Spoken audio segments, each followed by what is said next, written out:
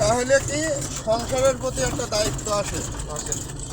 তা 25-30 বছর আপনি আপনার মা বাপের জন্য ব্যয় করবেন, তারপরে আপনি ব্যয় করবেন আপনার সংসারের জন্য, আপনি ব্যয় করবেন আপনার সন্তানাদির জন্য।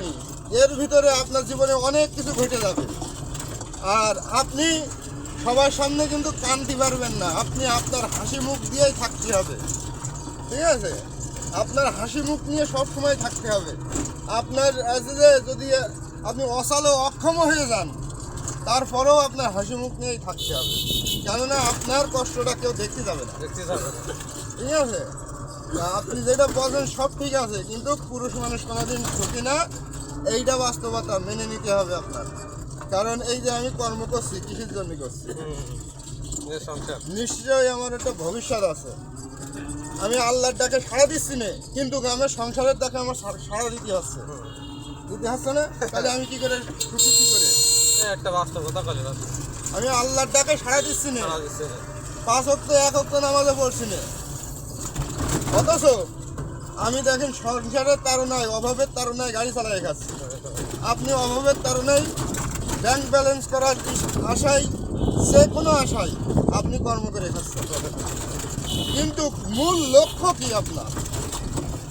আপনি পরিশ্রম করে যাচ্ছেন, আপনি মনে করছেন আপনার সন্তানাদি খাবে না, আপনার সন্তানাদিও পরিশ্রম করবে। আপনি এখন পরিশ্রম করতে করতে মরে যাবেন। ওই অর্থ আপনি সব শেষ করতে পারবেন না, কিন্তু আপনার সন্তানাদিও কিন্তু ওই অর্থ শেষ করতে পারবে না। ওই আপনার সন্তানাদিও ওই ঠিক একই কাজটা করবে, কষ্ট করেই কাজ খাবে সে। আর সে যদি ভালো হয়, তাহলে বলবে কি, বাপের অর্থ জমানো আছে, ওই অর্থই আমি আরও অর্থ দিয়ে সঞ্চয় বাড়াবো। কিন্তু ওই ছেলে বলবে না যে আমি আজীবন বাপ যা করে দিয়ে গেছে ওই ভেঙে চুড়ে খেয়ে আমি মরে যাবো, এ কথা বলবে না। আর যদিও বা খেয়ে যায়, তাও বৃদ্ধ বয়সে ওর দুঃখ শেষ করবে না। ঠিক আছে, এই এত কিছু করার পরেও আপনার বউ আপনার বলবে আমার জন্য কি করিস, আমার জন্য কি করিস সন্তান বলে।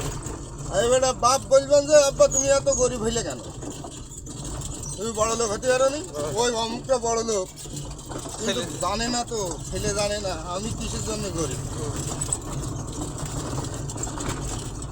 তাই ভাই, পুরুষের জীবনে কোনোদিন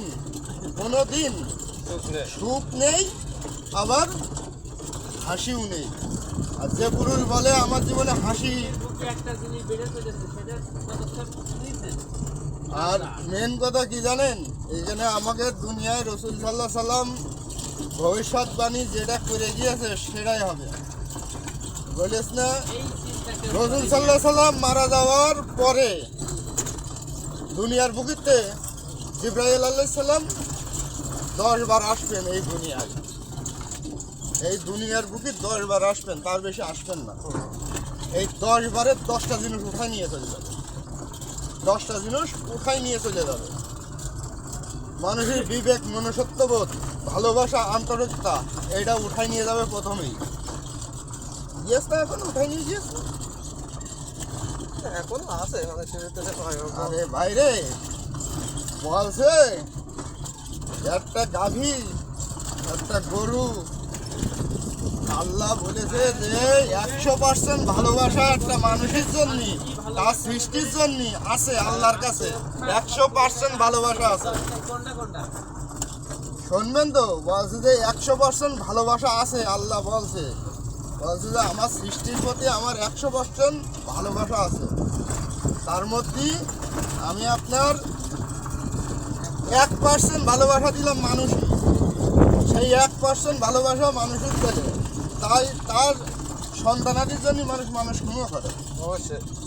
আচ্ছা, 1% দিলে গাভীর ভিতরে গরু, তাই বলছে যে সেই গরু পশু, তাই তার বাচ্চার গাছ এঁটে দেয়, আদর যত্ন করেই মানুষ করে। দেখবেন যে গরুর বাছুরির বা কোনো প্রাণীর জিনিস যদি আপনি উঠায় নেন বা ধরে নেন, তাহলে দেখবেন তার সন্তানাদি, তার পিতা মাতা কিন্তু আপনার উপরে খুব ক্ষিপ্ত হয়ে থাকে। অবশ্যই। তাহলে তার প্রতি এতটা দয়া মায়া, আর আল্লাহ আপনার সৃষ্টি করেছে, তাহলে আপনার প্রতি কি দয়া মায়া থাকে? 1% মাত্র দুনিয়ার বুকে দিয়েছে, তাই আমরা ছেলে বিলের জন্য বা সন্তানাদির জন্য মানুষও ফোন করছে। হ্যাঁ হ্যাঁ তাহলে আল্লাহ কি করতে পারে? তাই